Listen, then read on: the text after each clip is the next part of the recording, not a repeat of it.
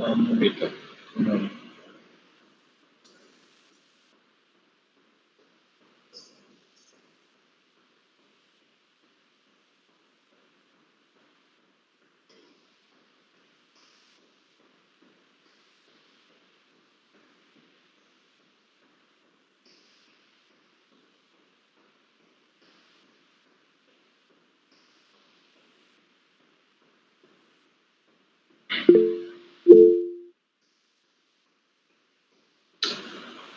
Thank you, sir. Thank you.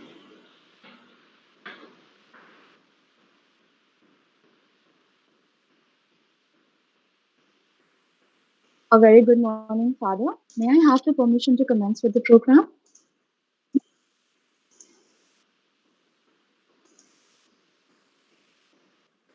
Am I audible?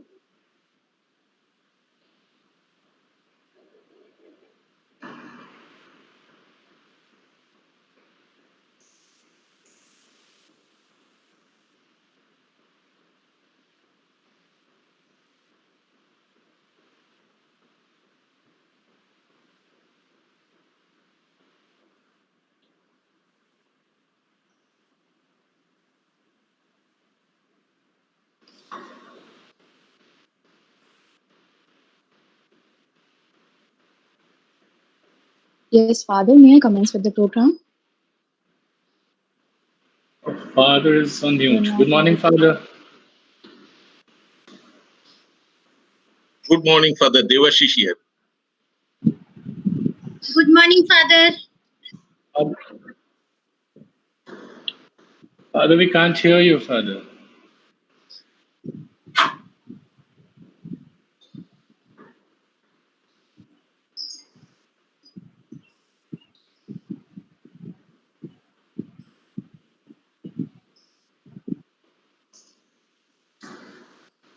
Good, Father.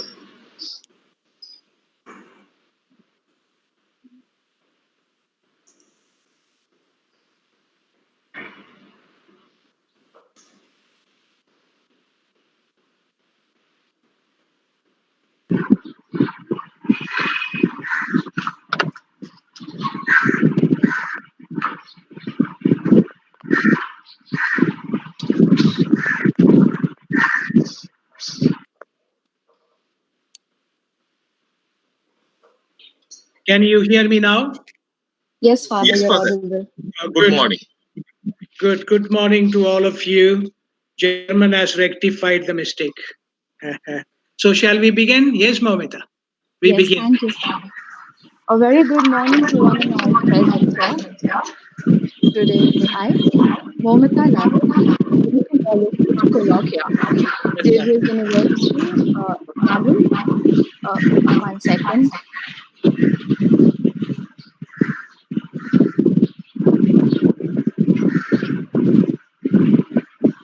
Am I Go ahead. audible? Is my voice echoing? Slightly echoing. Is it fine now, Father? Yeah, it's fine. Perfectly all right. Go ahead. Okay, thank you. Good morning to one and all present here today. Today, I, Momita Nayak, welcome all of you to Colawquia, Xavier Society of Law and Justice's very first lecture of the first bi-weekly talk of 2020. The Xavier Law School is extremely privileged and proud to host this webinar and have amongst us our guest speaker for today, Dr. Achyut Chetan Sir. Ordinarily, we would have loved to witness this program organized in the conditions of our university, but the current situation has made a mandate for us to improvise and adapt to whatever the pandemic calls for right now.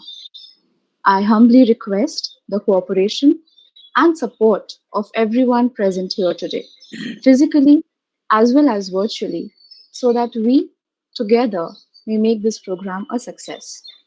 I feel extremely obliged to have all of you together with us today, and with great pleasure, I welcome our Honorable Vice Chancellor, Reverend Father Dr. John Felix Raj, Honorable Pro Vice Chancellor, Reverend Father Dr. Sebastian Raj, our respected Registrar, Professor Ashish Mitra, our respected Dean Sir of Xavier Law School, Dr. Devashish Poddar, our guest of honor, Dr. Achyut Chetan Sir, Members of faculty, parents, staff, my dear friends, and everyone else who's watching this webinar today, I call our first lecture series of Colawquia open.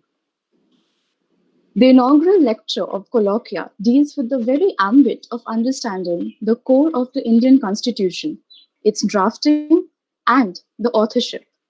The Constitution that binds all of us under the paradigm of being we the people. Let us all address today who exactly are the people. Some already known facts include how the Constitution was not printed but originally handwritten in Hindi and English, granting citizens justice, equality, liberty, and endeavor to promote fraternity, also declaring India to be a sovereign, socialist, secular, democratic, and a republic country, making the Indian Constitution the longest in the world. We would have our speaker to throw lights on the areas of constituent assembly, the method of drafting, the historic relevance, the committees involved, and the ideas shaping the birth of the Indian Constitution. May I now invite Reverend Father Dr. John Felix Raj, Honorable Vice Chancellor of St. Xavier's University, Kolkata, to deliver the welcome address and share some light as to how this lecture series is beneficial for us as law students or even as citizens of India. Father, please. Thank you, Mamita. Thank you for such a wonderful introduction. I want to start with a note of appreciation and congratulation to Xavier Society of Law and Justice. That is the student society of Xavier Law School of this St. Xavier's University, Kolkata, for such a wonderful effort in organizing this bi-weekly talk. And you call it so beautifully colloquia. So today is the inauguration of this colloquia, a bi-weekly talk. It's a beautiful effort that you have taken. I must appreciate the Dean, Dr. Devashish Poddar, the faculty members, and all the students, especially the student members of this Xavier Society of Law and Justice. And I wish you all the best that as you begin today with the first talk for an eminent speaker of our own from Xaverian family, Professor Achyut Chetan, and I'm sure this will go on very well. And I appreciate your effort in organizing it on the first and third Saturdays of the month, a bi-weekly, 2 talks a month. And I'm sure that will benefit not only our faculty members and our student community, but also all those who are participating in this series of talks. I'm sure this series will address all the interested students and faculty. The series seeks to provide an interdisciplinary and transdisciplinary formation to the audience. Both contemporary and current global affairs will be the thematic base of all the talks of the series.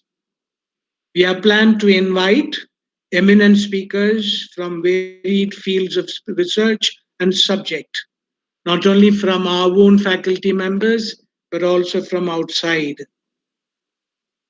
I am happy, especially, that this first talk is being delivered by our own Dr. Achyut Chetan, Associate Professor of St. Xavier's University of the English Department.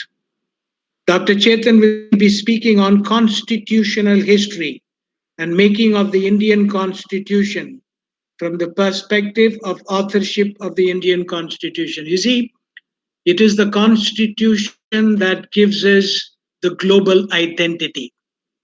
You and I, when we travel somewhere outside, you have no identity. It's just because the Constitution gives you the citizenship of this country. The Constitution gives you that dignity, that belongingness to this country. And so you are not just a citizen of this country alone, but this constitution makes you beyond a citizen of this whole world.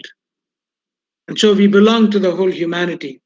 And so I'm very happy that Dr. Achyut Chetan has accepted the invitation of Xavier Society of Law and Justice and is giving us his talk on the Constitution and its various aspects. It is the Constitution that unifies us. It is a Constitution that makes us as one country, one people, to stand together. And so this is important that we know the different aspects of the Constitution. And I want to thank you once again, all of you participating in this. You will definitely benefit from this lecture. And I want this interest to grow so that the bi-weekly talks will be beneficial and fruitful to all of us, especially from the academic side, that we are all academicians. We are not just ordinary people, but we look forward. And our journey of this search will take us far and wide so that we can put our minds together and then discuss and share the ideas. Because when you share one idea, it becomes the ideas of many people. And so let us take this effort and share among ourselves. And I want to wish you also, Dr. Achyut Chetan, for his input that he will be giving us. All the best. Thank you very much. And God bless your efforts. Have a fruitful webinar, a fruitful session. Thank you. Thank you so much, Father, for the warm inaugural speech and such good motivation to begin with. May I now request our respected Dean Sir of Xavier Law School, St. Xavier's University, Kolkata, Dr. Devashish Poddar, to deliver the introductory speech and put forward the opening remarks. Sir, please.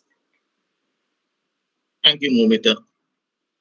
Good morning to one and all, our Vice Chancellor, Pro Vice Chancellor, the Speaker, my faculty colleagues, my students, and all others. For this program of Xavier Society of Law and Justice, I must congratulate the contribution of Dr. Animesh Das, who is appointed as convener by Honorable Vice Chancellor. It is his effort, practically day and night. I know that how many sessions he has conducted with the students that has made it possible immediately before the Puja vacation. So I must congratulate him. I must congratulate all the student volunteers also, that despite these four classes every day, thereafter at the weekend you took the pain and you put your labor to hear one eminent speaker, my colleague Dr. Chetan. So far as Xavier Society is concerned, law and justice, it is already introduced by Father Vice Chancellor. I will speak about this Colawquia. The name is very interesting. Colawquia, if you take cue to the etymology of this word, you'll find that it is the meaning is deep enough. So in this word, there are two types of sounds. One is in the society, one type of sound is of cacophony, that is unorganized sounds. Another type of sounds, which is called chorus.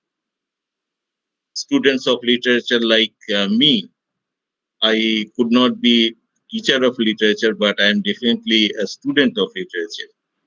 So chorus, it is there since the beginning of the civilization. If you take reference to ancient Greek civilization, in the Greek tragedy also, chorus took a very important part in the Greek tragedy, Greek drama. Chorus, many times it used to play in the Greek civilization as the voice of conscience, social conscience. So this Colawquia, I wish that it should come out as a chorus rather than cacophony. And I am very happy that Dr. Chetan is spearheading this journey as the maiden speaker. I will not take much time, but before I end and I start listening to Dr. Chetan, I wish to speak about another part, that is constitutional history. Constitutional history, it is a very important crossroads of two disciplines. One is law, another is history. Here you will find that after his lecture, you will find, I wish that you will understand the standard of his lecture, because he will be putting many years of his research within 1 hour or 2 hours. So here you must try to understand or explore from his speech how the history has made the constitution, how history is making law. What is constitution? Constitution, that is, I am not giving another lecture. Hold on. What is constitution? Constitution is nothing but fundamental law of the land. So he will speak, I am confident that he will speak about how history gave birth to the law. Also from our class hours, and also he will introduce that how this newborn law has given birth to new history. So it is a two-way process. History is giving birth to law. Law is creating new history. So how this interface is happening, how one is influencing another, that is the learning point from his lecture. I'm sure that he will explore this point from his entire lecture session. Thank you. Thank you so much, sir, for such kind words. Taking all the motivation and positivity, I now would like to finally welcome our guest speaker for today, Dr. Achyut Chetan, sir. To make all the viewers realize how essential this webinar is, and that being headed by Dr. Chetan adds more value to the same, I would like to brief a bit about him. Dr. Achyut Chetan earned his PhD for his research on the missing mothers of the Indian Constitution and the gender politics of its framing from Vishwabharati. He has been a recipient of Sir Ratan Tata Trust Fellowship at the School of Women's Studies, Jadavpur University, Kolkata. Charles Wallace Trust Indian Fellowship 2018 for his research at the Women's Library, London School of Economics, and a Fulbright visiting fellowship at the Department of History at the Columbia University, New York. Recently, he was the South Asian Studies Fellow at the Cornell University, Ithaca, New York, for the year 2019-2020. His research interests include the constitutional and the feminist thought in India. Currently, he is working on the research on situating Indian feminism in an international frame, 1930 to 1950, a work that seeks to put our understanding of the relationship between liberalism, anti-colonialism, constitutionalism, and global feminism in a comparative perspective, and hopes to reconceptualize and relationship between Indian and Western feminism. His book, that is titled Founding Mothers of the Indian Constitution, is forthcoming from Cambridge University Press, Cambridge. We are honored to have him as an assistant professor at the St. Xavier's University, Kolkata, and with us today. Before I hand over the event to Dr. Chetan, I would humbly request our faculty members to drop in any question or queries that they might come over during the lecture in the chat box. Thank you so much. Chetan, sir, over to you. Thank you so much, Momita, and it's really overwhelming uh, to be asked to speak. Just a second. I'm sorry.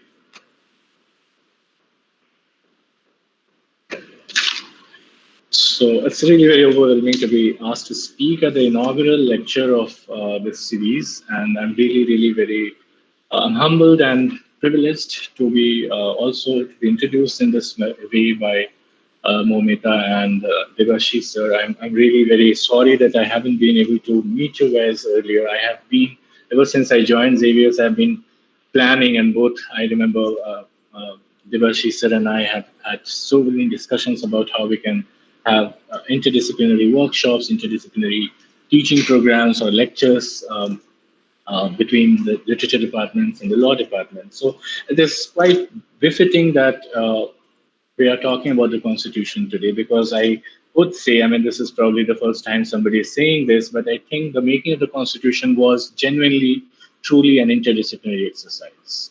Because in the Constituent Assembly, you would see economists, philosophers, philologists, lexicographers, politicians, lawyers, feminists, socialists, Marxists, liberal thinkers, Gandhians, all coming together from various ideological persuasion, from various disciplinary affiliations to create the book of the nation. So I think it's quite fitting that, in that sense, of course, it's quite fitting that you have asked me to speak here about the making of the Constitution. But again, it also humbles me and makes me nervous to speak before students of law and experts of law and to talk about the history of the text in which you people have an expertise.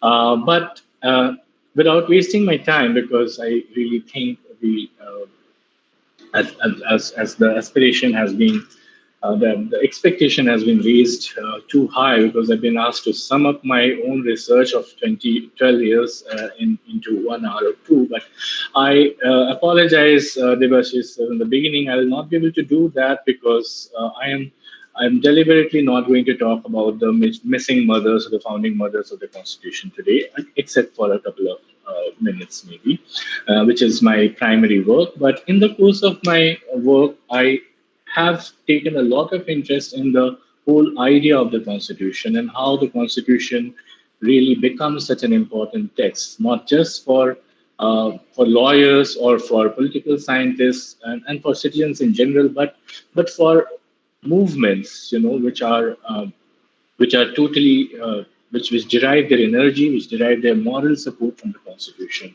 We would all be. I think we are all sad to remember that today there is a protest going out against the arrest of Father Stan Swami.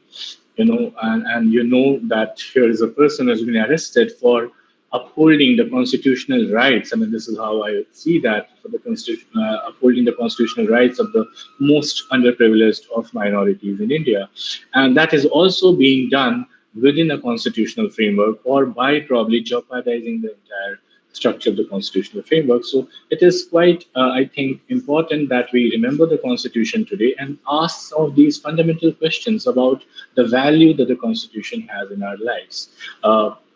We also do remember just 6 months back or 8 months back, before the lockdown started, we saw several protests happening all over India on the question of citizenship, with the Constitution as one of the greatest instrument or as the greatest tool for protest in several cities in this country, including our own Kolkata. So I think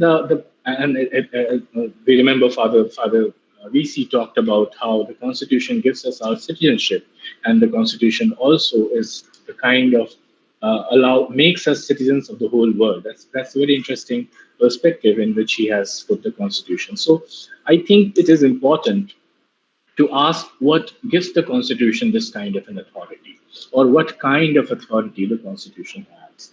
And I do deliberately link the two words, authorship and authority, with each other, conceptually and historically too. So there must be something very legitimate, something very compelling about the authorship of the Constitution, that we have taken the text to have so much meaning in the lives of all of us. And just imagine the kind of scale over which the Indian Constitution operates. Over the last 70 years has been the founding book for a republic of more than 130 billion people. So it's not an ordinary text, even if one looks at the scale of the impact that it has on people. Where does this come from? That's one of the first questions that bothers people, and an answer that comes straight to all of us because of our civics lessons in our schools is the preamble of the Indian Constitution, which tells us, maybe even if we don't articulate it, we know that there is a kind of moral value in the Constitution, and we have a respect for the moral expertise or for the moral stature of the people who were behind this Constitution. Of course, Dr. B.R. Ambedkar's name is the first name that comes to our mind, but also other people like Jawaharlal Nehru and Dr. Rajendra Prasad, Maulana Abul Kalam Azad, and hundreds of other people who were behind the making of the Constitution.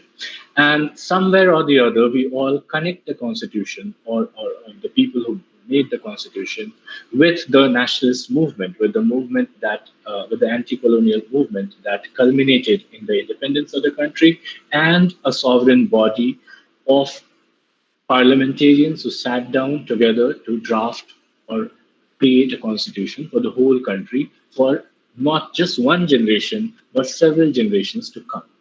So that is the first thing that disturbs, or that first thing that one wants to understand or ask. Why is it that we do value these people and their contributions so much? The second thing that one looks at when we think of the Constituent Assembly or the making of the Constitution is the way in which so many people of different persuasions, I talked about them, came together to have a consensus, which is quite an amazing and extraordinary feat. To achieve a consensus, we know people who are here and my colleagues who are here know that it's very difficult to arrive at a consensus, even in a small committee of 5 faculty members. So, how would it be possible? How could it be possible to create a consensus, one book, which more than 300 people debated, discussed vigorously, and decided, okay, this is the book that we are going to give to ourselves as the final words of the preamble tells us. Uh, the answer to this question actually was already given by our dean when he said that it is about finding an order in chaos, or it is about finding a moral value in chorus. So there is noise and there is coordinated speech. So the coordination with which all these people came together in a very structural, in a very textual manner, in a sequence which did finally lead to the Constitution is another important thing which makes us believe in the Constitution. These are things which we may not know directly or which we may not know exactly, but these are things which have percolated down into our historical imagination. And of course, finally, the symbolism of the Constitution, the fact that the Constitution is, held by B.R. Ambedkar, the fact that the Constitution upholds the values of a vast number of people, and so on. But the more theoretical question that one would want to ask, because they are as students of literature, people who are always skeptical about everything. When I started looking at the Constitution, the question that really bothered me a lot was about why should we listen to the voice of people who drafted the Constitution between 1946 and 1950 now.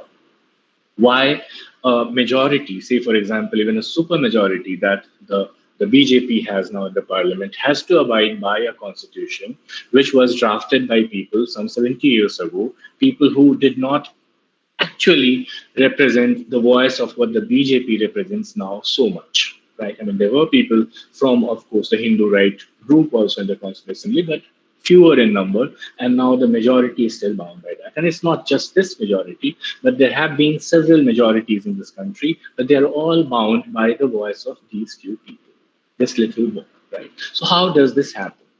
That is a question that brings us to the domain of what I'd call the temporality of the Constitution, or some people would say the universality or the eternity of the values of the Constitution, to put it in a more poetic phrase. The answers to these questions, that's what I would try to tell you. Some bits, I mean, I will not be able to give you a perfect answer to that, but maybe we can look into history to find if there is something really, if history has something to offer as answers to these questions. One of the first things that anybody who reads the question, the Constitution, and that is something that I wanted to play with in the title of my talk today, who the people, right? Just playing, having a pun on the first three words of the Indian Constitution, we the people of India. So who are the people and what does it mean to be the people? right? The answer to this, if one reads the Constitution time and again, and if you read a number of debates that the Constitution has generated in the judicial discourses, in public discourses, and so on, would be that even though we are not the same individuals who drafted the Constitution, as people, we are the same. We may not be the same human beings. We may not be historically situated in the same position as those men and women who were embedded in, but as a people, and that is what makes the Constitution. That is why the Constitution makes us. That is why, as Father VC said in the morning, that is why the Constitution gives us a unified identity. So, no matter what changes happen, there will be generations that will come, but all these generations will constitute the same, the people who are governed by or who follow the same Constitution. Is it really possible historically to believe that our ideas or our sense of peopleness or peoplehood is the same as the sense of peopleness or peoplehood that the members of the Constituent Assembly have? That's the question to which I will now turn. So, to begin with, let me just give some idea to people who are probably who haven't looked at. These are all in the public domain, not great historical inventions that I have made or discoveries that I have made, but just to remind you of some of the important facts about the Constituent Assembly. And see how that constitutes or that connects this whole idea. Remember, the word is constitute, right? To create, to give you an identity of that people. How were they elected? And did this election mean that the expression or the will of the people, the expression, the will of the people, could finally get translated into the words of the debaters or the argumentative members of the Constituent Assembly? The first thing that we need to remember is that the Constitution was the Constituent Assembly was formed, and I find that really an important fact that we should remember is that the Constituent Assembly was perhaps the last desperate bid in the history of the subcontinent to have a united India. Because when the cabinet mission in 1946 announced that we will finally create a constitution making body for this country, it tried to create a constitution making body, a constituent assembly for the whole of India without announcing or without having decided whether they will leave India as India and Pakistan or as one unified nation. So that is probably the first important thing about the Constituent Assembly that we should remember, that the Constituent Assembly, when it was elected as the Constituent Assembly of what is now India, Bangladesh, and Pakistan. And the 300 odd members of the Constituent Assembly came from all the provinces in this subcontinent, plus the native states, which were in that sense independent of the British colonial rule, not part of the British India. And when they came together to the making of when they came together to the constant when people from these provinces and these states contested the election of the Constituent Assembly, they also contested these elections as representatives of their communities. I think this is also a very important fact to remember, because that would be a question that many would want to ask. Why should a constitution built largely by, say, upper caste Brahminical people be binding on people who are not upper caste male? So how do you answer that question? So the answer to that question would probably lie in the fact, as Granville Austin very famously said, that the Constituent Assembly of India was India in microcosm. Now, how could that be an India in microcosm? So if you look at history, we realize that 1945, we had an election. There were two democratic elections in the country, one after the Government of India Act in 1937, and one the election of 1945, just before the Constituent Assembly was created. This election was fought on several issues. But by the time this election was fought, between 1935 and 1945, say, for example, these 10 years, we already had in this country several communities who had developed an identity of their own political citizenship, or who were fighting, or who had certain political aspirations to be represented in the power structure of the nation state. Not the nation state then, of course, that was a colonial state, but still there was a large amount of power sharing that was happening. Apart from that, there were several social movements. For example, anti-caste movements led by people like V.R. Ambedkar, women's movement led by women members of the Constituent Assembly like Kamala Devi Chattopadhyay and Hamsa Mehta and so Vijay Lakshmi Pandit and so on. There were movements like socialist movements in the country, which had a big strand within within the Congress Party, but also as an independent party. So we had by that time, by the 1945, we already had a sense of who the people of India are. I don't have that book right now with me, but I mean, it is somewhere in my bookshelf. But I would suggest you can do a Google search. The final speech that B.R. Ambedkar delivered on the 25th of November 1949 in the Constituent Assembly, he made a very interesting remark saying that the we the people that we have in the preamble of the Constitution should remind us of an ideal, should remind of an aspiration that we need to achieve. So far, we still are a group of several people, but we are not one people. But it is through this constitution that we have come together and we have become the voice of all these people to become who they are.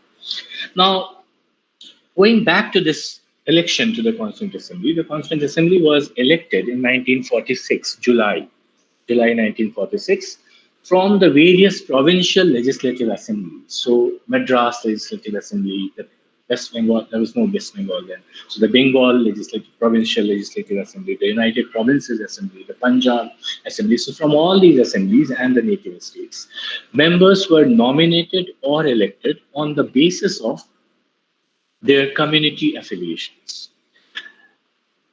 From 1932 onwards, there was a large debate in the country about who are these communities and what is the status of these communities. One of these debates was about the nature of minorities or the definition of minorities.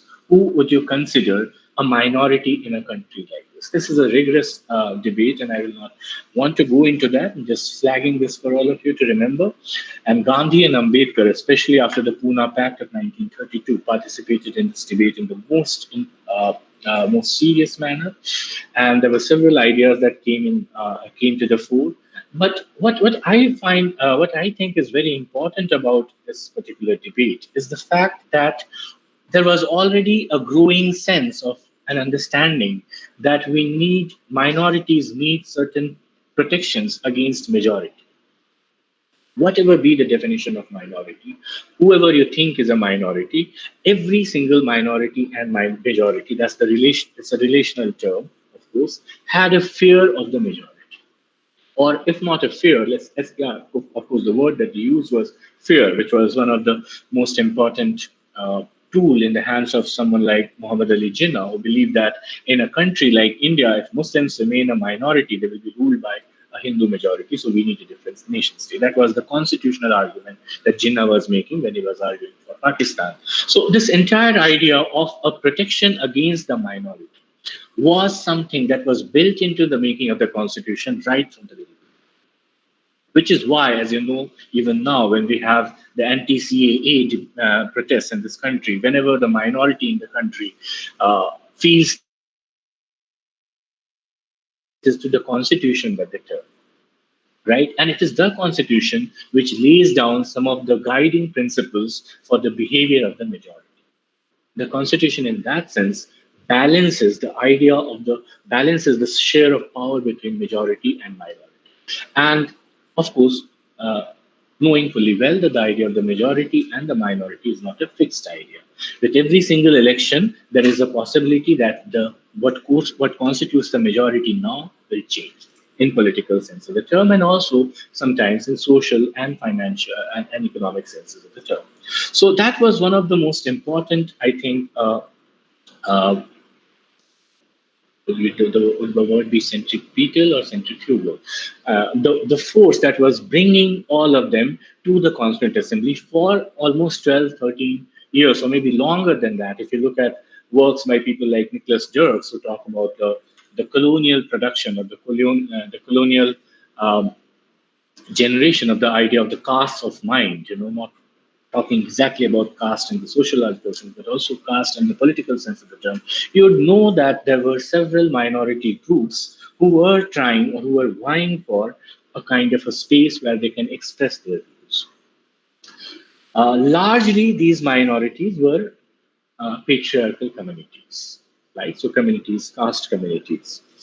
Sometimes they were ideological communities. So it would be interesting for you to remember that even uh, um, though there was quite a hostile environment in this country for the communists, against the communists, around the time the constitution was made, even then it was made sure that we had a communist member in the country.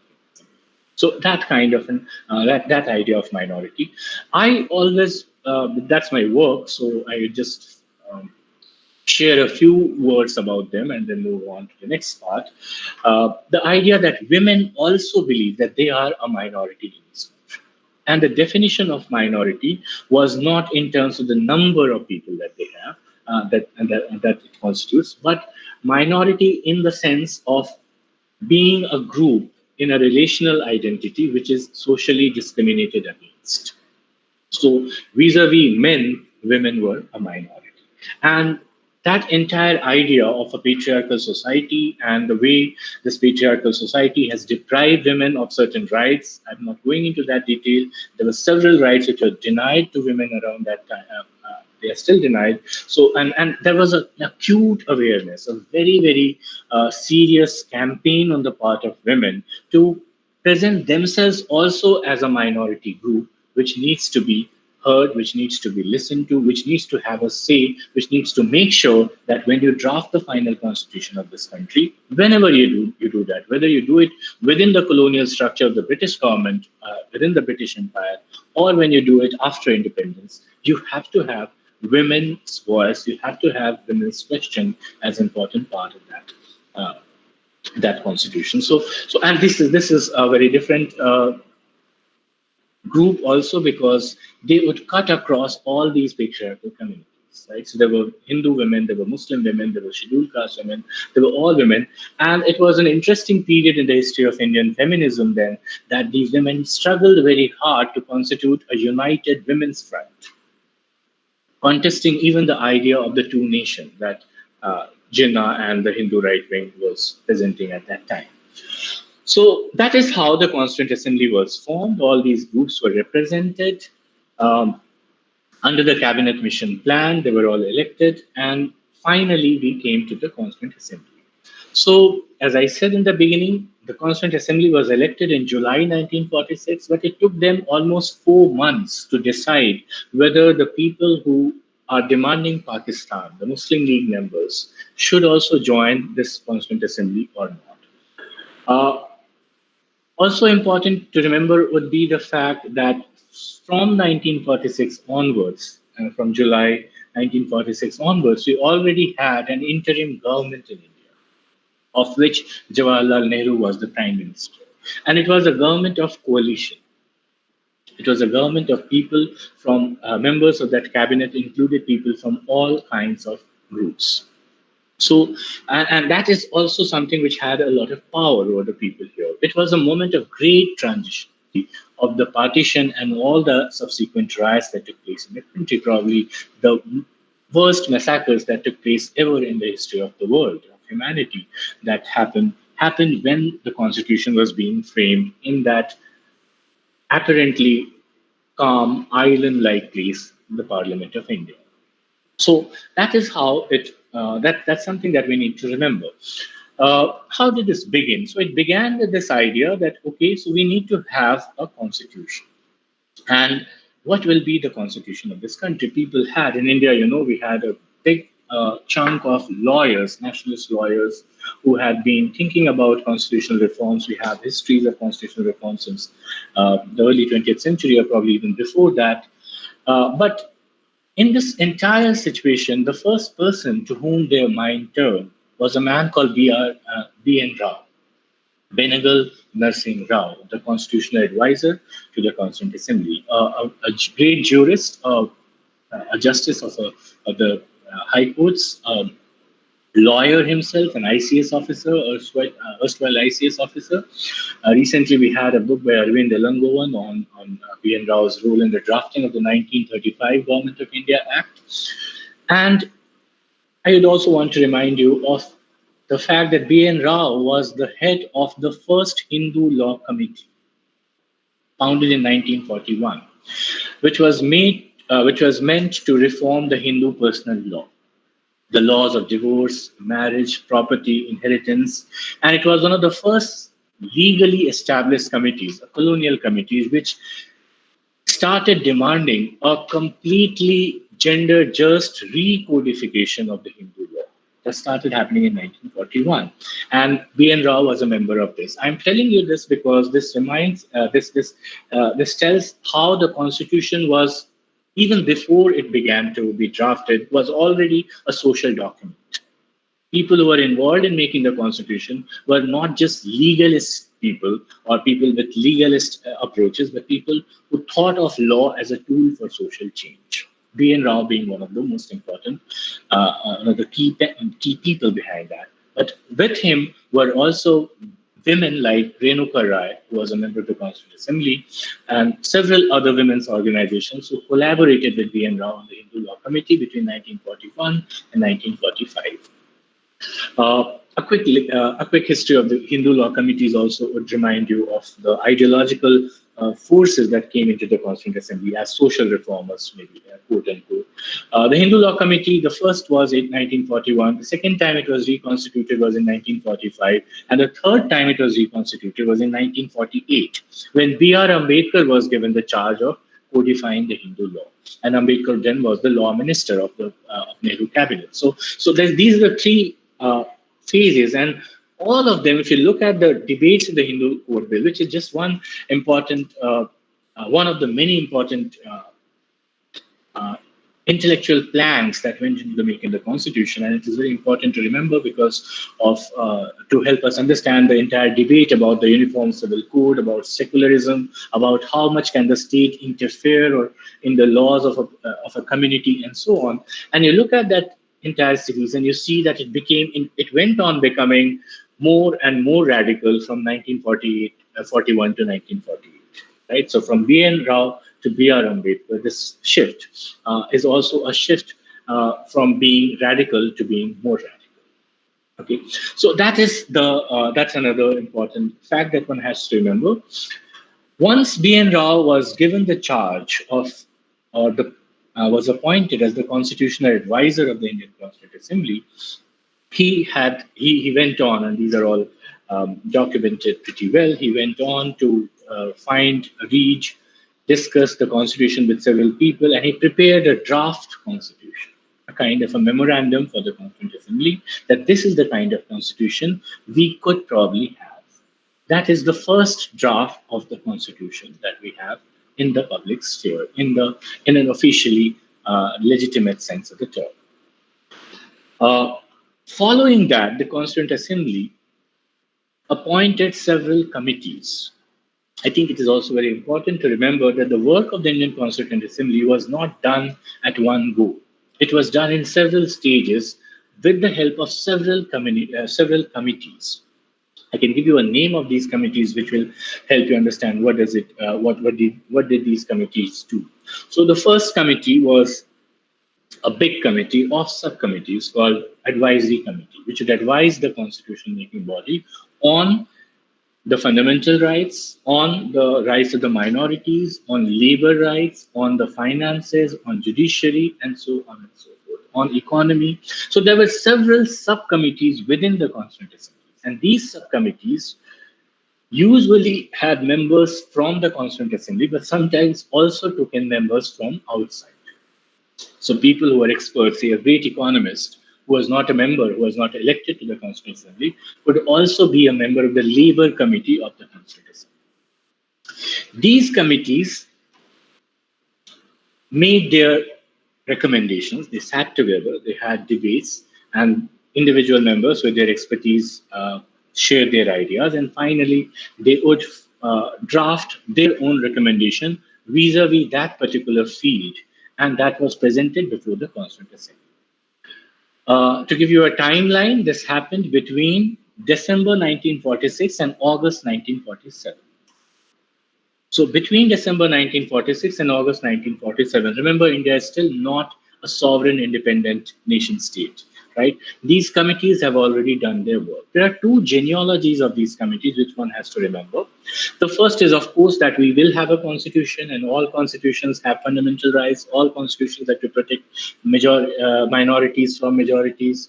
All constitutions should have a system of, you know, have to have provisions for the judiciary. So that text also was one of the ways in which the committees were designed.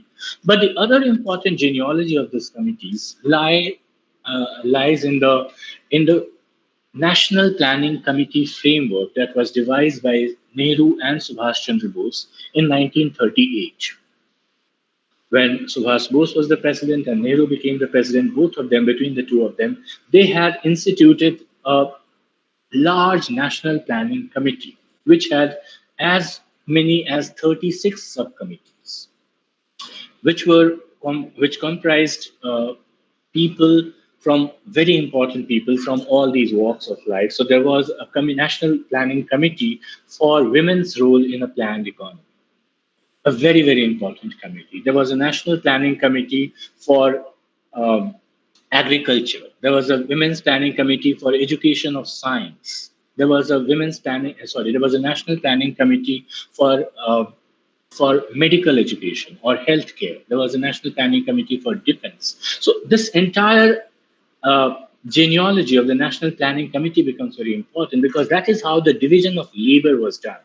Just to go back to what our dean had said in the morning, this is how that entire idea, that interdisciplinary framework of committees coming together was already rooted in the late 1930s and early 1940s. These committees took almost 5 to 6 years to finally arrive at their recommendations. And some of these recommendations are incredibly radical. I can just cite you one simple example one side example from the Women's Role in Planned Economy Committee, known as the WRPE, which even recommended that one has to recognize the economic right of the housewife, because you cannot think of a nation as an economy without recognizing or appreciating the role that women play in running the households, the labor that they put in their households, which then this was one of the logics that they had, which then makes it possible for men to go out and work. So you can imagine the kind of radicalism which was already embedded in the process of the making of the Indian Constitution, and why when I say that the Constitution has a certain moral value, we need to acknowledge these facts. So these committees came together and they drafted their recommendations. Their recommendations were used. They're all available. Most of you can go and read some of them actually in the volumes compiled by B. Shiva Rao called The Framing of India's Constitution. So you can look at the proceedings of these committees. You can look at the reports of these committees. These reports were tabled before the Constituent Assembly, and then they were debated. Every single report was debated. So say a committee comprising of 4 of us will present a report to us, and all the 20 of us, I think we are 25 here, so we will now debate what you 4 have given. Another set of 4 people will present a report, and then the entire entire group of 25 people will debate on that. So after the committees presented their report, in 8 months' time, it was debated on the floor of the Constituent Assembly, and certain decisions were arrived at, or certain consensus was formed. Okay, we will agree with this, will not agree with this. Please go and revise your idea, go and rethink this idea. And it is then that the drafting committee was constituted. Once the committees had presented their reports, the drafting committee, comprising, of course, B.R. Ambedkar, Alladi Krishnaswamy Iyengar, later on T. Krishnamachari, and S.C. Mukherjee, and one more person, I'm forgetting his name. So 5 people were given the task of drafting a constitution on the basis of the committee's recommendations and the debates that they had generated in the constitution. This is the beginning of the drafting of the constitution, or this is the beginning of the first draft of the constitution. At this point, I'd also remind you of the other very important thing that was happening internationally. This is the time when the Second World War has happened, and United Nations has been formed, and there is a huge upsurge of human rights documents, people from all over the world. That's one way in which the history of human rights has been written, that it was in the aftermath of the Second World War that human rights became such an important concept to save the world, and the rights of individuals, the rights of human beings, the rights of nations, and the rights against the nations, all of these were drafted. Interestingly enough, it is in these committees at the United Nations also that several Indian members of the Indian Constituent Assembly were participating. Among them, most importantly, was Hansa Mehta, a very influential feminist leader of her time, uh, a champion for women's rights from 1920s onwards, who was a part of the Committee on the Status of Women, later on in the Committee on which drafted the Universal Declaration of Human Rights, which was also happening around the same time. So all of them, and women had also brought in their own memorandums. So now that the drafting committee sat together to draft its constitution, the drafting committee also welcomed people from all walks of life, from outside the Constituent Assembly, to submit um, their views on what kind of constitution they want. So law professors from Calcutta University, or lawyers practicing in, say, in Bhopal, or people who are even students of law like you people are, or faculties of law, would also then write to B.R. Ambedkar or to the drafting committee saying, we want these things to be incorporated in the Constitution, or our view of the Constitution is such. So it is not, I think it's a probably in the history of entire world, there has not been a single exercise more democratic, more attentive to every single voice which should be heard before a constitution has to be made. So that was done, and Ambedkar and his committee took 6 to 7 months to draft the first constitution of India, or say so to make the first draft constitution of India, which was prepared in the, I think by the time by the second month of 1948. So 1948. Yeah, I'll take the questions later on. So 1948, February, Ambedkar gives this entire draft, and it is now left in the public domain. It is published. It has been distributed. It is sent to various libraries. There's an interesting work done by Ornit Shani called "How India Became Democratic," which came out recently, where she talks about how the Secretariat of the Constituent Assembly, the various bureaucrats who work in the Constituent Assembly, the ICS officers, the clerks, the publicity officers, the information officers of the Constituent Assembly, and all these people tried to popularize the draft constitution and make it available for the entire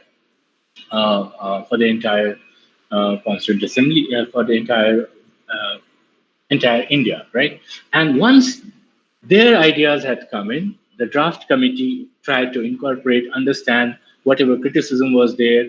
And finally, in 1948, I think it was again in November 1948, that the second reading of the draft constitution started happening. It was placed before the Constituent Assembly, and it was debated article by article.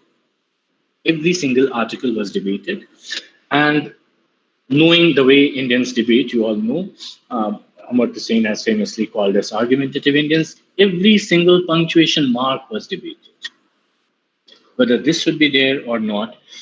There was not a single article to which amendments were not suggested or placed before the House. There were some articles which were more fiercely debated than others, some for which we had more than 30 amendments or 40 amendments, which were then debated by the Assembly. What Ambedkar was doing these times, I think it would be very important for us to acknowledge that and appreciate the great effort that this man had put in the making of the Constitution. So one of the things that Ambedkar was doing, that's the term that people use for him, he steered the draft Constitution through the Constitution. So the procedure was such that Ambedkar would present one article of the Constitution and say, now this article is open for discussion. People would criticize that article, and people would say that you haven't agreed, you haven't incorporated this suggestion, or this is probably wrong, or this can be written in a better way, and so on. And then Ambedkar would get up, and Ambedkar would either agree or disagree. Sometimes he would give reasons, sometimes he would not even give reasons why he is agreeing or disagreeing. And if the other member was satisfied, it was okay. If he was not satisfied, then there was a voting. And then finally, Ambedkar had to agree or disagree with the voting's result. That is how it was done. The same happened with the amendments to all these articles that were brought in. Remember also that all these articles, or all these amendments that were brought in before the Constituent Assembly, were already debated before being presented on the floor by a steering committee of the Constituent Assembly. This steering committee comprised people like G. Durgabai, an important lawyer from Madras, another great feminist woman, and who was very, very intelligent and would keenly anticipate that, okay, tomorrow this is going to happen, and the day after this is going to be taken up. And that is how she would advise her women colleagues to cleverly present their arguments, right? So that is one of those tricks that they strategized and they used during the entire framing process. So this took place, and the first draft of the Draft Commission, the first reading of the draft constitution, went over for a period of 2 to 3 months, after which Ambedkar went back and there was another set of writing or redrafting of the draft constitution. And then that was brought into the constitution again, I think in August 1949. And huge debate again took place. Every article was again put into debate and finally voted. And it was on 26th of November 1949 that finally the Constituent Assembly ratified the whole Constitution. In the words of law, the bill became an act. Okay, the draft Constitution of India, which was the Constitution of India Bill, which was presented by B.R. Ambedkar on the 25th of November 1949, was finally ratified by the entire House on the 26th of November 1949, and that's how we have what we call the preamble of the Indian Constitution, which says and on this day, the 26th of November 1949, we adopt, enact, and give to ourselves this Constitution. A couple of important points that I now want to make about the historical background of all these things. Since I was talking about this is not an easy period. It sounds as if things were happening in a very bureaucratic manner. But if you look at what was happening around the same time, between 1947 and 1949, if you look at the compulsions behind the various committees, the first thing that we have to remember is that 1947, 15th of August 1947 onwards, the Constituent Assembly was supposed to perform two roles. On the one hand, it was performing the role of the constitution making body, but on the other hand, it was also performing as the Parliament of India. So it was passing, say, Factories Act, it was making amendments to Universities Act, the Banaras Hindu University Act. It was making acts as controversial and as difficult as the Recovery of Abducted Women's Act, which was happening during the partition. Several women, were abducted by on both sides of the border, Hindus and Sikhs abducting Muslim women and Muslims abducting Hindu women and all kinds of things. So their recovery. There were negotiations that the parliament was doing with Pakistan. There was the question of Kashmir happening. There was negotiation with the United Nations happening. There were several internal events or internal turbulence in the country. There were riots taking place. There was starvation. There was agriculture crisis, food crisis, and all of that. And they were also debating on what I would say the nitty-gritties of running a country, which I would say provided the Constituent Assembly members with the empirical data, the empirical basis for the abstract arguments which became the principles enshrined in the Constitution. This is also the time, and these are all very difficult times. All of these members were also representing their communities. They were representing their constituencies, their provinces, and these things were happening. So 2 or 3 important examples that I can give to give you an idea of what happened. So, for example, before 1947, when the Minorities Committee had presented its report, it had made a provision for reserved seats in the parliament and the legislature, state legislatures, for Muslims. But post 1947, the committee withheld its decision. It did not get it passed by the Constituent Assembly. And again, when it took up the same issue in 1948, they withdrew this provision, saying, no, we don't need to give reservations to Muslim people. By that time, in the Constituent Assembly, the position of the Muslim representatives had also changed because their numbers had dwindled. They were fewer in numbers. Also because it became important for them to win the trust of the majority and the vice versa also. 30th of January 1948, Mahatma Gandhi has been killed. And there is a huge crackdown on right-wing fundamentalist groups like the RSS and other. They were banned, right? And there were also protest movements happening, several kinds of protests against, the change in the Hindu law, the demands for a ban on cow slaughter and so on. They were also happening. So all of them made an impact on the ways in which the debates were taking shape. So, and Rajendra Prasad said in the Constituent Assembly that all members here have a right to be inconsistent because these times are inconsistent. These are not easier times.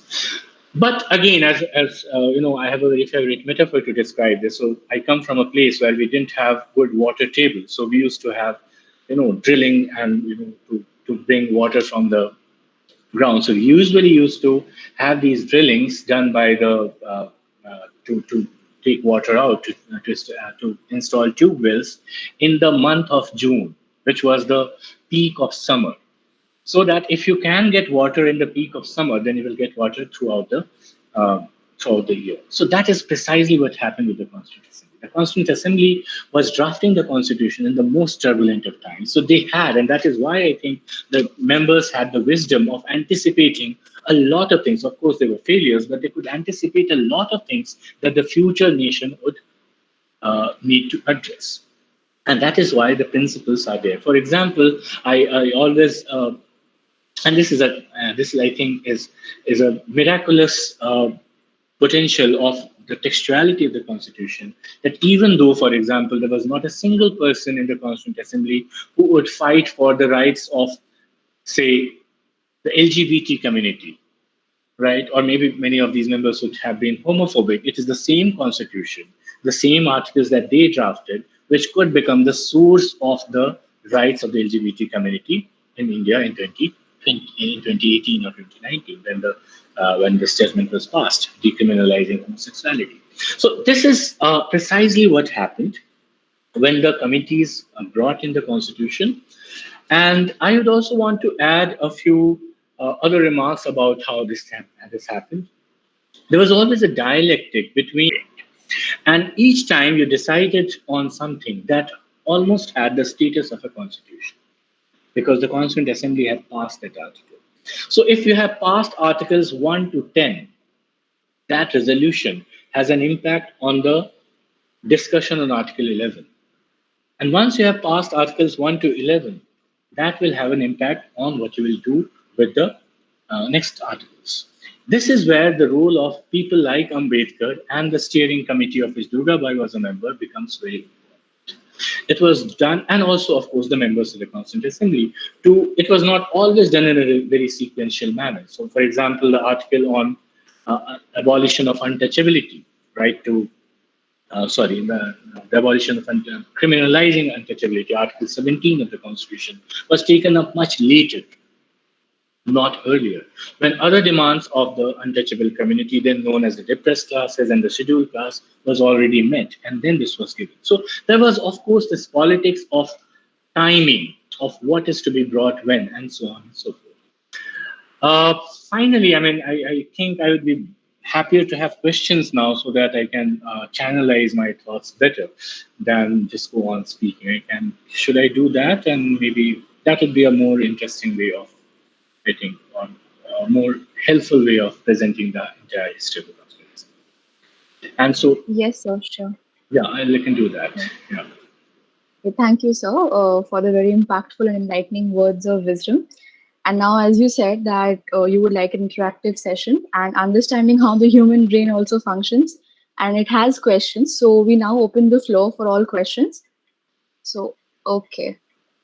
So we have Okay. the first question by, just a second. There are two questions I can read.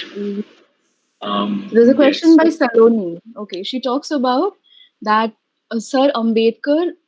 Okay, you have talked about the contribution of B.R. Ambedkar, and we know that the reservation was his contribution. So, sir, what is your thought about it being an instrument in dividing people not on the papers but in their minds? And hence, because of this, one united group of people cannot be achieved. So, what is your thought on this? Okay, we'll take this question and talked about one people, not group of people. Difference in the country, so much diversity in different cities that achieve this one people. So she want to use their country. Right. That's a very very Good. difficult question to answer because and we have been struggling to answer this question for decades now, whether the constitution helps us unite or whether the constitution divides us, right? So that's the question that people ask, and the first example that people give about the constitution as a divisive instrument is like talking about the separation that it does among the way it takes communities as being there. So uh, the first thing one has to do when, and this is what sociologists of law would be able to answer better, is that a constitution is always constituted in a soil. You don't bring a constitution from outside and plant it there. One has to be glued to the kind of society for which you are framing a constitution. And one has to remember, at least if you think of India, that India is a caste society. India is a society with various social stratifications. The Indian society has several structures and several kinds of community divisions, and these communities are sometimes in conflict, sometimes in cooperation with each other. And the constitution can at best aspire these people to create one identity, right? Keeping in mind or fully respecting the diversity of these people. It's an impossible task to do, but it is one of those most eminent aspirations that the Indian Constitution has. There are two interesting ways in which the Constitution does this. One is by recognizing the individual rights. Anybody who reads the Constitution knows this, that the fundamental rights are guaranteed to both, sometimes to the communities, but more often to individuals. So, for example, even when you look at secularism, the Indian Constitution grants every single individual the right to have his or her own freedom of belief. But it also gives every single community its own religious rights to religious practice. So there is in all that there is a continuous pull, a continuous conflict in the text of the constitution, or a kind of let me say there's a kind of an attempt to balance these two kinds of or these two concepts of rights: the rights for a community and the rights for an individual. The rights for the communities were very important at the time when the constitution was made because it was through communities that people came together to fight against the British. It was only with the rise of a kind of community consciousness for rights, right, that we could uh, mobilize a mass of people for nationalist purposes. So it would be impossible to deny that right for them. It would also be impossible to be blind to the fact that there were and there are discriminations against certain communities in this country, right? You can, of course, think of you can multiply that example. You can say that what is true for this part of the country is not true for another part of the country. What is true for this caste or this group here is not true for another group in other part of the country. But overall, it would be impossible to forget the fact that this is how power operates in this country. And the constitution is also a device of reorganizing these power structures. So that is something that it has done. The question about reservations would be, again, it would take a lot of time, but one has to remember that it is not that the reservations were B.R. Ambedkar's contribution to the Constitution. It is not that he said that we let's have reservation for the scheduled caste community and they gave reservation to the scheduled caste community. It was not like that. The idea of reservation, if you know, there are two things that one has to remember. In the Indian Constitution, if you look at the text of the Constitution, you will discover um, you look at the language of the Constitution, and you will discover that the language is that of permissibility. The Constitution says that we will not discriminate against anyone, but the Constitution then permits you to discriminate in favor of some communities in order to achieve a more substantial idea of what is reality, what is equality, or a more substantive notion of what is equality. Right. So this permission has to be granted, and that permission has been granted not just because of, because of one particular person said that we want. Of course, he is a very important member. He is one of those few people who took up this cause. But this has also had a long history of colonial government, of British ideas of repairing historical injustices in this country. Sometimes they interfered. And the Constituent Assembly did not want to do away with that. The Constituent Assembly also realized that it is an important fact. One thinks of Gandhi's movements for the removal of untouchability. One thinks of how the Indian National Congress as a grassroots organization and the Dalit movements led by Periyar and Ambedkar also contributed to the understanding, this sociological understanding of what India is, right? And apart from a few members, very few people in the Constituent Assembly disagreed with this idea of India. Okay, so I think it did not really create any kind of division, and the Constitution. I am talking only about the Constitution as it was passed in 1950. I am deliberately limiting myself to that discussion. If you want, we can go further in a next talk or maybe at some other point about what happened to the Constitution after it was passed in 1950. Thank you, sir. So Riddhi has a very interesting question. She asks that B.R. Ambedkar resigned from the cabinet in 1951 when the parliament stalled his first draft of the Hindu Code Bill. What are your views on such compulsion or action? How did it affect the constitution making process? So your thoughts on this? Devashis, of course, there should be no new constitution. But yes, why we will discuss later. But yes, Riddhi, thank you for asking that question. Well, it will take us into some important domains of discussion in the Constituent Assembly. So as I told you in the beginning, that the Constituent Assembly was working in two capacities. As the constitution making body, which is what most people look at when they talk about the history of constitution. They rarely look at the Constituent Assembly's legislative functions. When the Constituent Assembly also was, discussing the Hindu Code Bill, for example. Now there were two, three strands of thought regarding the Hindu Code Bill. One was that why should Ambedkar be allowed to champion the Hindu Code Bill? And you can't expect any better from some of those, Brahminical Indians who would say, that was actually said in the Constituent Assembly legislative by none other than, what's the name of Pattabhi Sitaramaiah, the man who defeated Subhash Chandra Bose for the post of the President of Indian Congress. He said, what times have come that a Shudra is now elected to draft the laws for the Hindus? So something like that also had happened. So it's not so, I'm not giving you a very, glorious picture of all these people. These people were also people who harbored deep prejudices, caste prejudices, sexist prejudices, incredible amount of sexism, about which let's not talk now. So that was also there. But so that was one kind of view. The second was the idea that if you are making a law for a majority of people, 85% of the people, you should wait for the first fully established Parliament of India, a parliament which is established after the Constitution has come into force. The first Parliament of India was established in 1952, according to the laws laid by the Constitution. Right. So when Ambedkar had resigned from the Constituent Assembly, this Parliament had not yet started.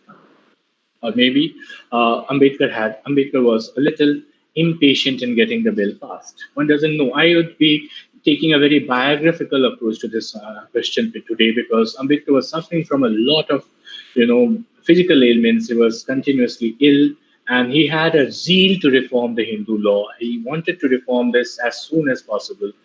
But Ambedkar was not a member of the Indian National Congress. As a He was a member of the he was a member of the parliament. He was a member of the cabinet, but he was not a member of of the Congress. And that is why there were several occasions when, between Ambedkar and Nehru, there was, although both of them agreed on the principles of the Hindu Code Bill, both of them wanted to pass the Hindu Code Bill, but Nehru had other compulsions. Nehru had to also run his party, the Congress party, right? And he had to present himself at least as a democratic member. And there was some opposition from within the Congress party itself. And Ambedkar did not have that kind of a compulsion because he was not a member of the Congress party. Ambedkar had a more, I would say, constitutional approach to the change, but not political approach to that change. Okay, and so Ambedkar thought that it is the Congress party which is stalling the passing of the Hindu Code Bill, and the Congress party doesn't really like his doing the whole thing, and so on. So there were several other factors, and that is why he resigned. There was great opposition from within the Congress. People like Purushottam Das Tandon, people like Rajendra Prasad were totally against the reforms on Hindu Code Bill. They even threatened that will resign from the parliament and from the cabinet if you take this up. But finally, eventually it was passed, and there was, of course, strong movements against the Hindu Code Bill taken up by the Hindu Mahasabha and the RSS against this kind of a reform. So that was probably a pressure that Ambedkar could not hold, and then he decided that, okay, I'm opting out of this. So that's probably what he did. Yes, sir. Would you mind if I say two more things about that particular thing? Yes, Sneha has already asked about this question. Yes, Sneha, the answer to this question is also very complex. If you look at the Constituent Assembly debates, the Constituent Assembly had, let me give you a quick recap, because the Hindu Code Bill is also very important in this regard. When the Hindu Code Bill was promoted or championed by the members of the Constituent Assembly, there were two reasons behind that. For most of these male nationalists, the idea of the Uniform Civil Code was that it will unite the country. It will bring the country together. Of course, by that time, they were not thinking of what you call legal pluralism. They were not thinking about the multiple jurisprudence, multiple constituencies of jurisprudence. They were not thinking about all these things. They just thought that if we have one law, then it will bring the country together. And unification of the country, because it was also in the aftermath of the partition, and they had all a bitter memory of the skirmishes that they had with the Muslim League and the demand for partition and the riots and so on. And there were several. It's not just the Hindu-Muslim question. It was also, imagine someone like the Diwan of Travancore, Cochin. Right, he wanted Travancore, Cochin to become an independent nation state after the British left. Right, so Kerala would have been a different country by now. Right, so there were so many such movements happening, and so the question of unity was really, really very important.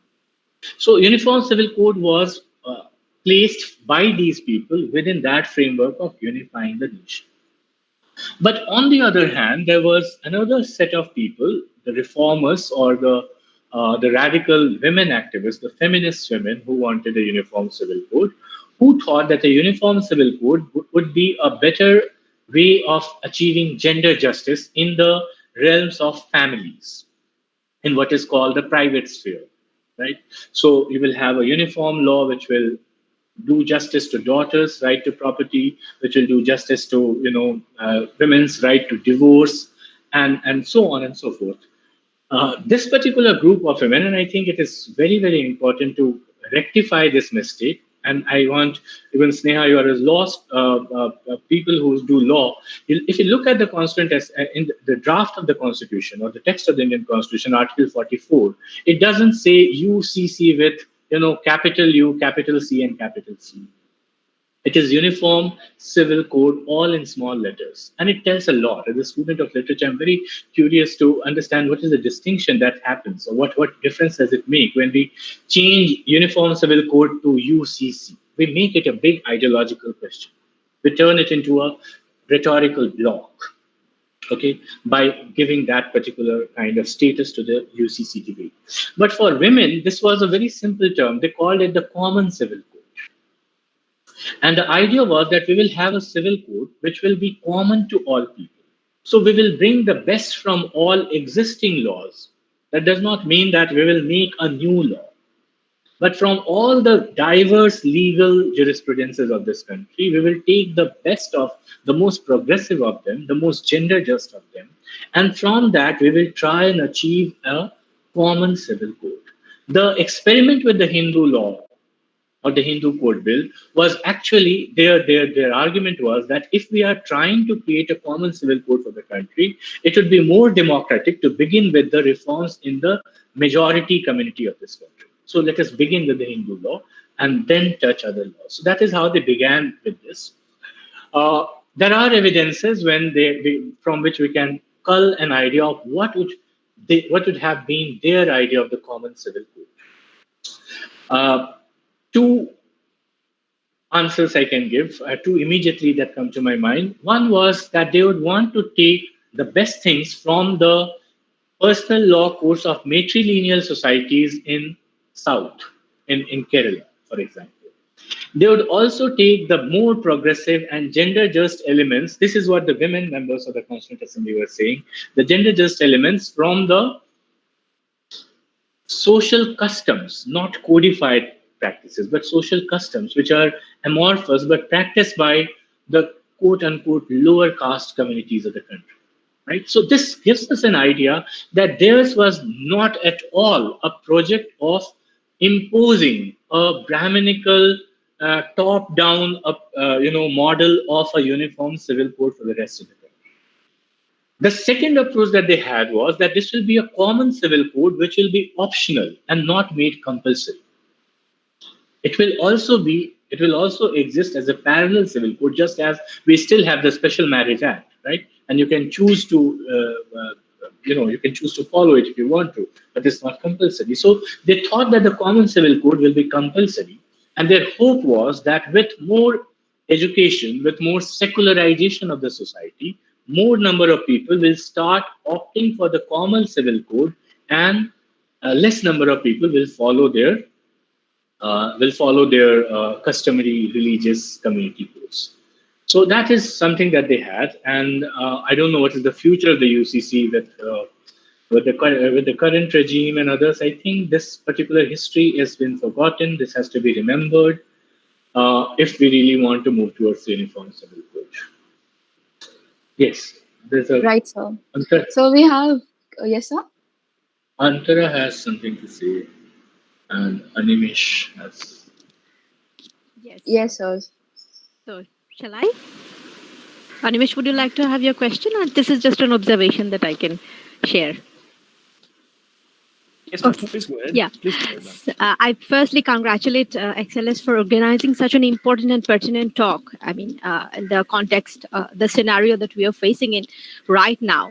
And Dr. Achyut Chetan, I mean, we are not students, we are not experts, but the way you have delineated the history of Constitution right from the partition days, took us through the history that is very, very important. What I think is that as a student of literature, I mean, the law students are asking very many specific questions, but what interests me is that how a constitution affects the practices of everyday life. That is something which I am interested as a woman. That is something which I'm interested as an individual. So I think it is very important for us as academicians, as responsible members of the society, that we should start this is a course in a very primary level for us to understand not only what are fundamental rights, but also understanding our duties. Because, only by understanding our duties, we will be able to protect not only our rights, but the rights of others. So, Chetan, do you have any plan in mind? I know you have a very scholarly academic, book that is coming up, which is going to help us across disciplines. Do you have anything in mind to develop a kind of a curriculum structure for very basic and primary, and do you think that is important? Of course, it's a very important thing to be done, and I'm sure there are people who are doing this actually. So it's not that people are not doing that. So I am part of an organization which regularly holds workshops for school students to talk about the Constitution and the values of the Constitution, the idea of the Constitution. I think, very next month I will be talking to students at the Modern High School here in Kolkata, and we usually talk to students from uh, middle class schools, but we haven't so far been able to go to um, schools in the government schools in rural areas, in villages, and so on. But I have a feeling that the Constitution has made an inroad. It's one of those books, like, as one of my favorite teachers used to say, that nobody reads Marx, but everybody knows some Marx, right? So similarly, the Constitution is something that people don't really read, but they know of it. Right? So, but yes, there are books which are brought out often.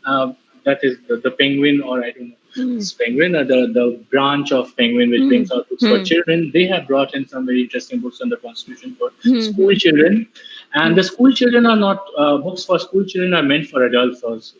And we can all read that.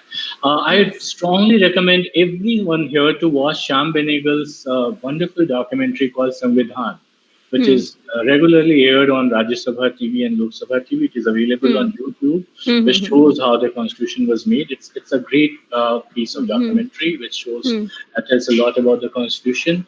But yes, we can have more discussions on these issues, maybe inform individual duties and have discussions on that. I forgot to tell this. I mean, just before the Constituent Assembly was formed in 1944 and 1945, the women's organizations in India, they had drafted a women's charter for rights and duties in 1945 December, and in 1946 they were regularly having workshops, weekly workshops in various schools devoted to individual rights. So, for example, on the first Monday of a month, they would be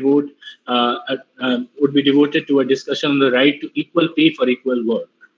The second Monday would be for the right to freedom of speech. The third Monday would be for the right to equality, and so on. Very important role of the Constitution itself is a pedagogical role.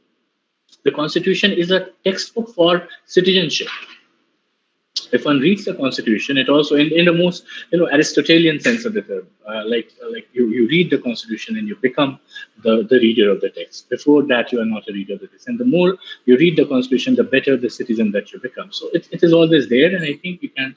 I personally don't have any plan to do write anything for popularizing the Constitution, but yes, I mean, I'm happy. I'm a talker. I would like to talk about it rather than write. Thank you. Thank you so much. Yes, Animesh, I read your question.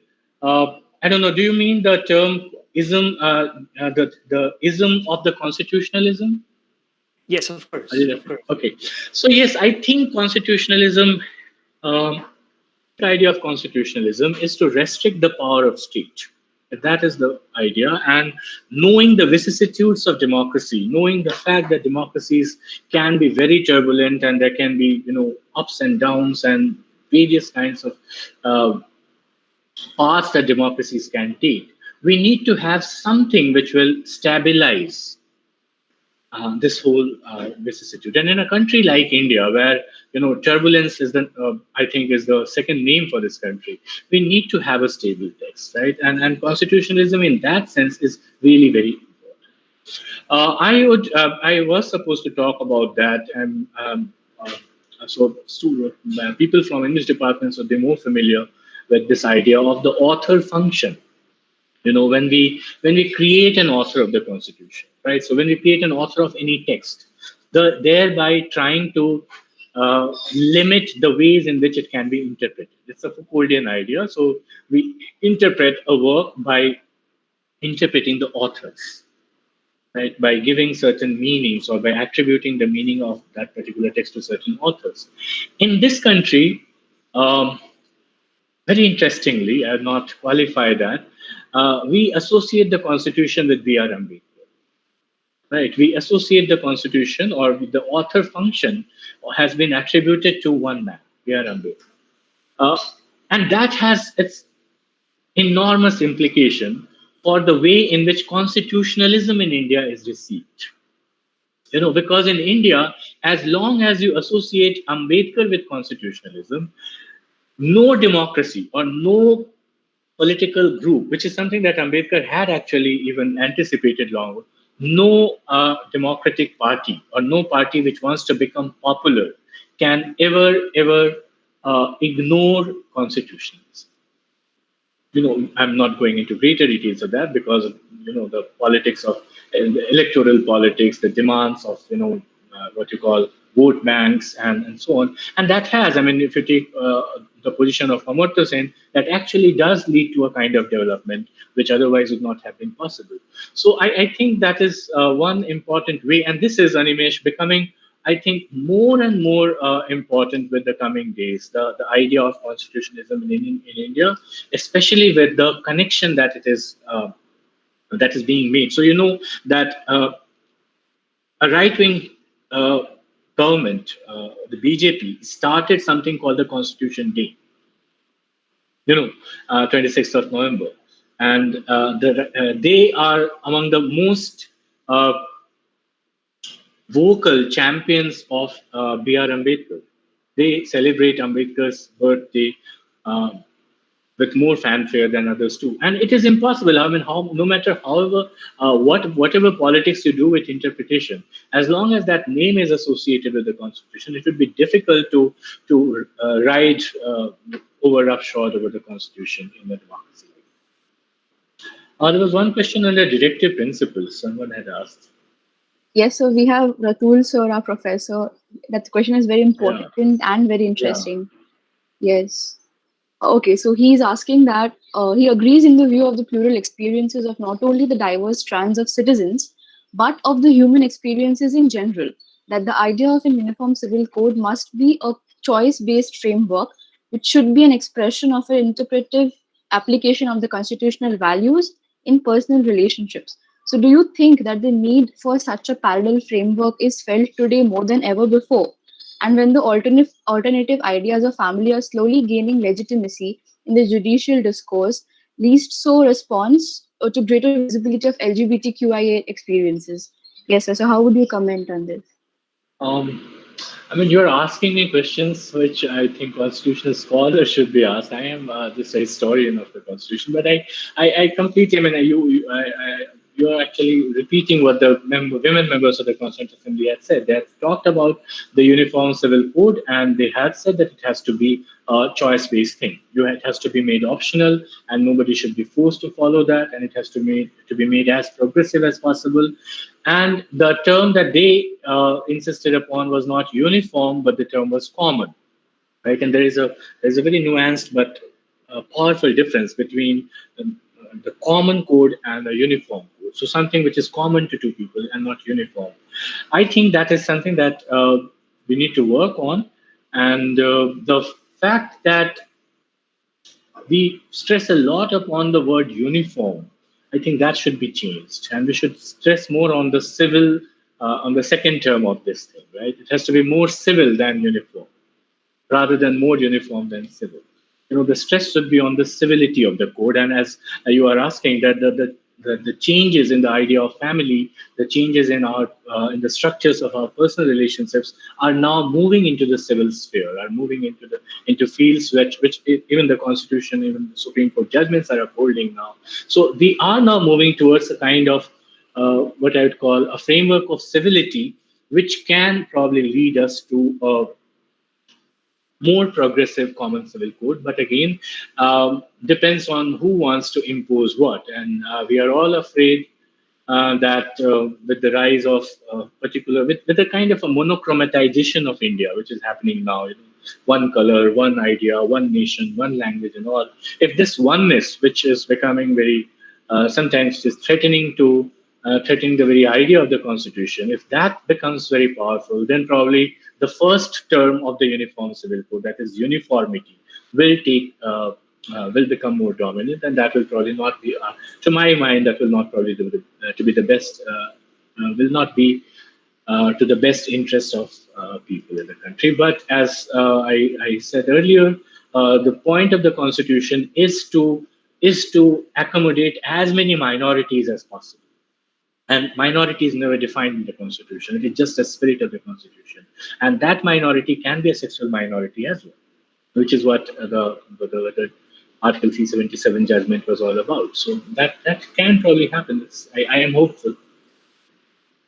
Correct, sir. So we have, yes, sir? It was a DPSP Yes, question. yes, correct. So that question, Yuvraj is asking about the DPSP. He says that the DPSP is practically a wish list of the state. But nowadays, in the capitalistic world, when we see that welfare is no more primary concern of the state, so do the DPSP still have any value, or is it just taken as a tokenistic measure to instill a sense of faith in the constitution? So how do we answer? Politically speaking, what you are saying is correct because, of course, we are moving towards a world which is becoming less and less interested in following the socialist principles, the Gandhian principles inscribed in the DPSP. But constitutionally, as any student of law would know, that the DPSP has become much more powerful than they ever were. Right? So, right from I think the Keshwanand Bharti judgment with the basic structure doctrine, we have made it compulsory that the DPSP have to be looked at.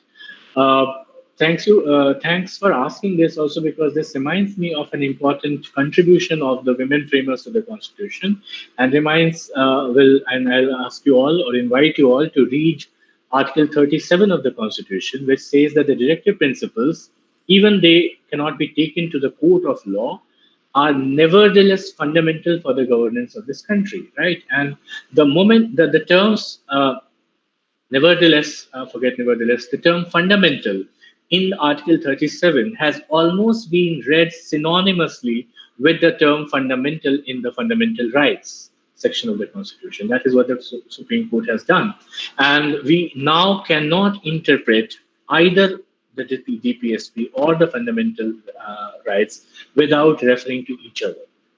So it is impossible now, and there are several examples when you will see that the Supreme Court. I mean, it is a very it's a very bleak picture sometimes when I start thinking about how the Supreme Court, especially in the last 2 years, has given up on its responsibilities of upholding the of the Constitution, and is moving towards a kind of like there is crony capitalism. We are also moving towards a kind of a crony judiciary. You recently saw what happened when with the Prashant Bhushan case. We have seen this happening in various Supreme Court judgments. But I still think it would take almost a kind of a revolution for the jurisprudence of this country to upturn the basic structure. Like it or not, but the basic structure doctrine has permanently made the DPSP a very important feature of the Constitution. And you cannot just treat them as tokenistic measure to instill a sense of faith in the Constitution.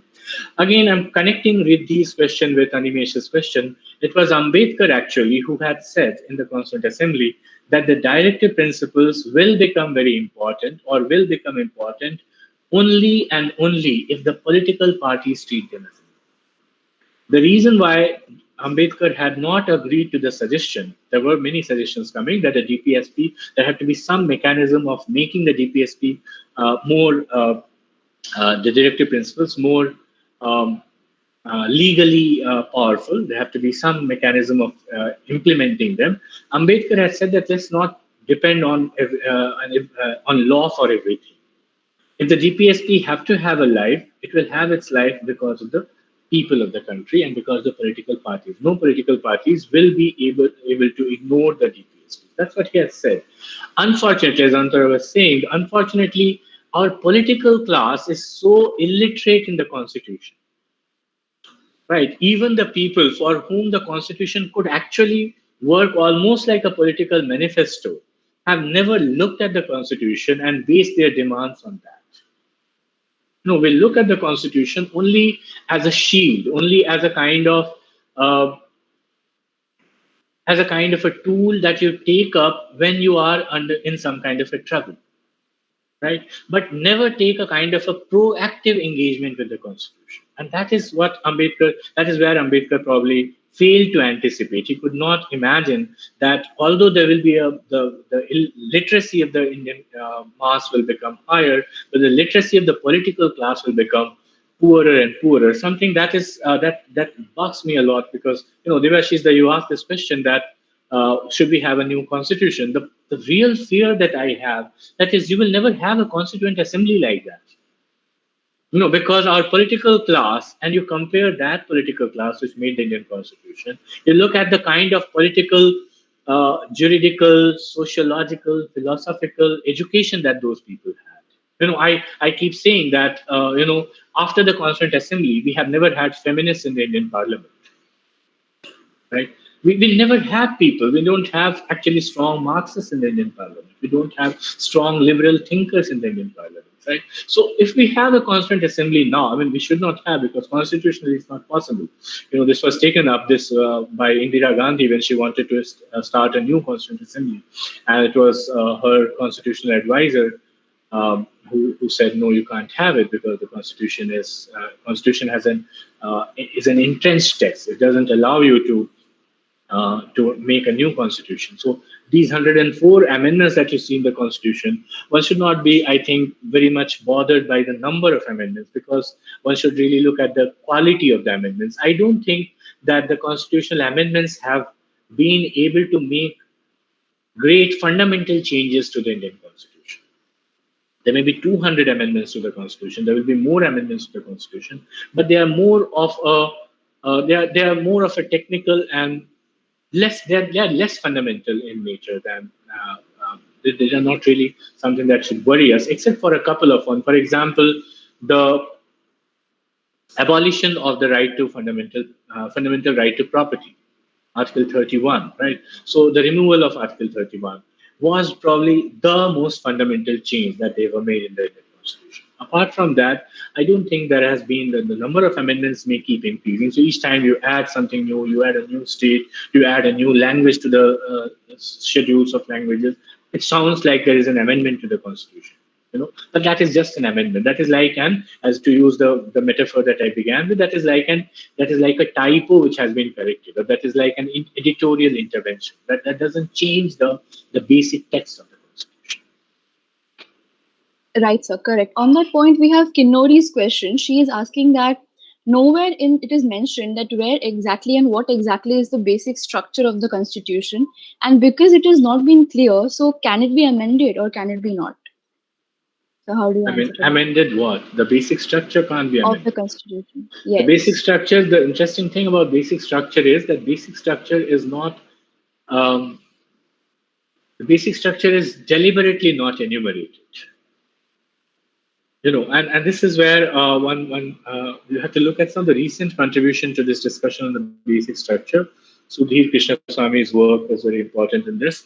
So one interesting argument that people are now making, or one interesting term that is now slowly replacing the term basic structure, is constitutional morality. A phrase that Ambedkar had used twice in the Constituent Assembly, and now there is a lot of work on what is constitutional morality.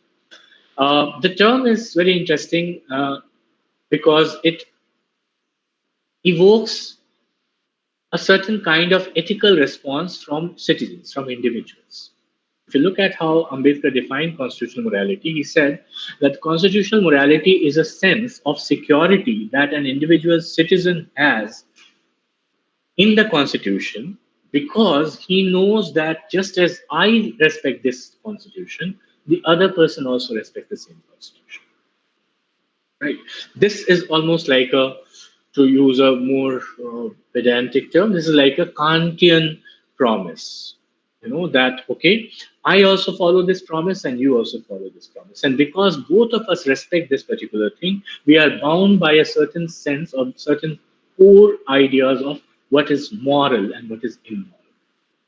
Okay, Ambedkar does talk about, one can think of terms like constitutional patriotism, a term which was popularized by a German thinker called Jürgen Habermas, who talks about patriotism as a commitment not to an idea of nation as an ethnic community, but nation as a community which is bound by a constitution.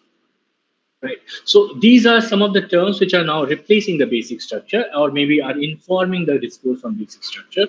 And the Supreme Court, which actually does talk about the basic structure, is now I hope, is learning from this entire discourse. So, if you look at the basic structure, you know that secularism is important, you know, democracy is important, and these are important parts of the basic structure. So, some of these terms, which form the foundational principles of the Constitution, Devashish does said in the beginning that the Constitution is the foundational law of the country. But I would say that it is not the foundational law of the country. It is the foundation of the law of the country.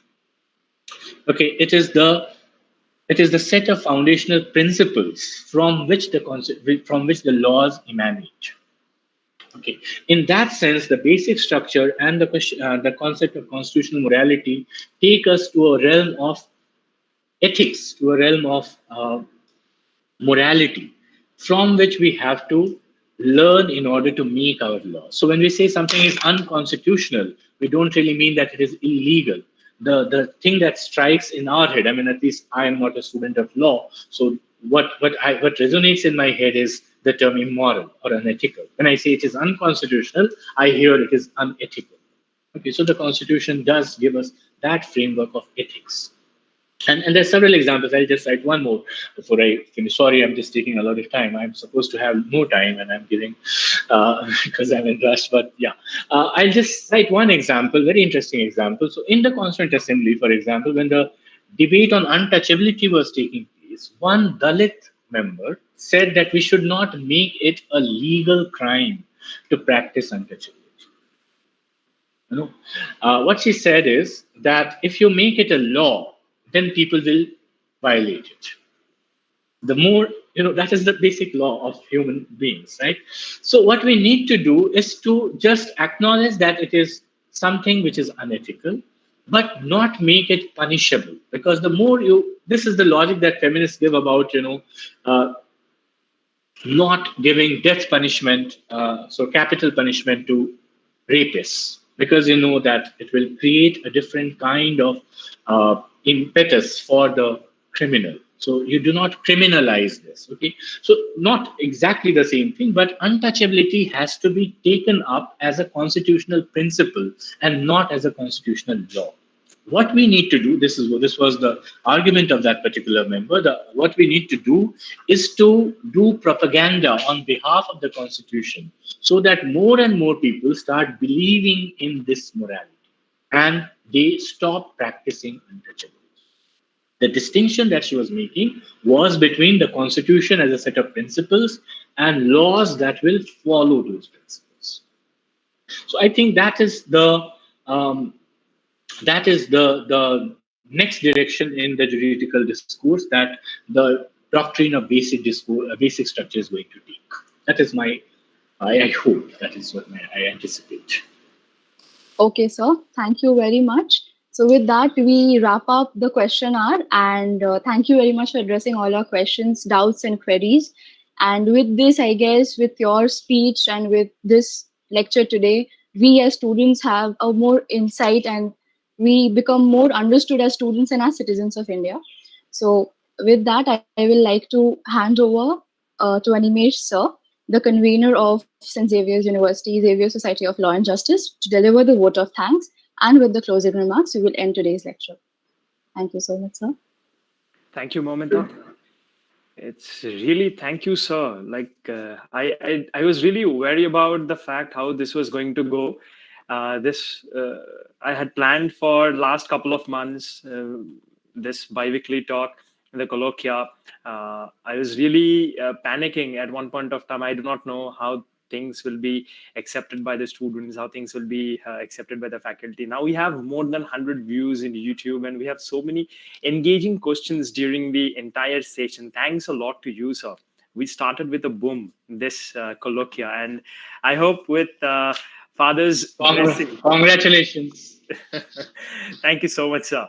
And with Father's blessings and his support, I think this Colawquia is going to go quite long for us at least. We will definitely organize further sessions, and we will definitely have you. We want you to engage in other sessions, since I have already planned for next two sessions on criminal amendment and on constitution basically on the Puttaswamy case, the Aadhaar judgment. So I'll definitely request you in one of the sessions, at least, you try to engage with us as well. Sure, sure. And then, yes, sir. And taking this particular event and taking and also considering the entire descent which is going on in the entire country with respect to many things when it comes to boycott trend in Twitter or in Facebook or in any other social medias or any other kind of descent that India is having right now. This had been a very pertinent speech that you have given, sir. So another thank for that as well. So we were looking forward for such a kind of engagement, and you have already gifted this to us. So with that, I really would like to first thank our Honorable Vice Chancellor, Reverend Dr. Father XSLAJ, for inaugurating and for extending his kind blessings for Colawquia and for also supporting us so that it goes on for quite a long time. I would also like to extend my sincere thanks to Honorable Pro Vice Chancellor Father Sebastian Raj, the Registrar of the University, for extending their kind support. I would like to thank Dr. Devashish Poddar sir, our very own Dean sir of XSLAJ, for supporting me day in day out, because I keep on calling him for every approvals and everything, and he, with a smile on his face, he always gave that support. I am really thankful to Dr. Achyut Chetan, Associate Professor, St. Xavier's University, Kolkata, for accepting our kind invitation and giving such a kind time to us, to XSLAJ, and for exchanging such a nice and informative idea on the construction of our constitution, on the Constituent Assembly and the authorship. Thank you so much, sir. A great thank to the IT department, because this program had not been possible without the help of the IT department. I'm really thankful to the IT department for extending their support. We look forward to further support from you all, the IT department, for the forthcoming events. Thanks to all the faculty members who joined the meeting, who were watching on the YouTube patiently, asking such pertinent questions, such informative questions to also increase the weight and gravity of this particular program. Thank you all the faculty members of St. Xavier's University. Thanks to my dear students, the core committee members of XSLAJ. I can really understand the pain you took because of me. I kept on shouting at them for making things in the right track. Thank you guys for withstanding me. I know you have to withstand a lot for the forthcoming events as well. Thanks to the rest of the students, to all the viewers who watched us on YouTube Live. Thank you all. Thank you for your patience. And I hope we are going to organize this in the next November. Hope to have you all during that point of time. Thanks again. Can I, Dr. Antara, can I just request you one thing? Yes, can we have this archived in somewhere where you can access? Because this was a very scholarly talk, and we need to go back to it one more time for us to, make a proper note of it and make an understanding of it. So will it be available, the recording, or will it be yes? Yeah, it is definitely. That's a request. Yeah, kind yes, request. Definitely, ma'am. What we have done is we have opened a XSLAJ YouTube page, and this program is broadcasted live in that particular page, and the entire event is recorded. So it will be there in that particular XSLAJ page. Anyone at any moment can access it. That is great. Colawquia will have its own archive in the XSLAJ page. Every episode starting today. And I hope with God's grace, with Father's blessings, we will continue for hundreds of episodes, and we'll have more people like Sir has joined today to engage with us. And all these events or all these videos will be available in the same YouTube page. Thank you. Thank you so much. Thank you so much. Thank you all. Over to you, Momita. Yes, so I thank all the dignitaries for being a part of our very nascent initiative and encouraging us for more such events. With that, we come to the end of this program. And Dean Sir, we will keep your question in the parking lot. So thank you everyone for attending this webinar. Have a nice day.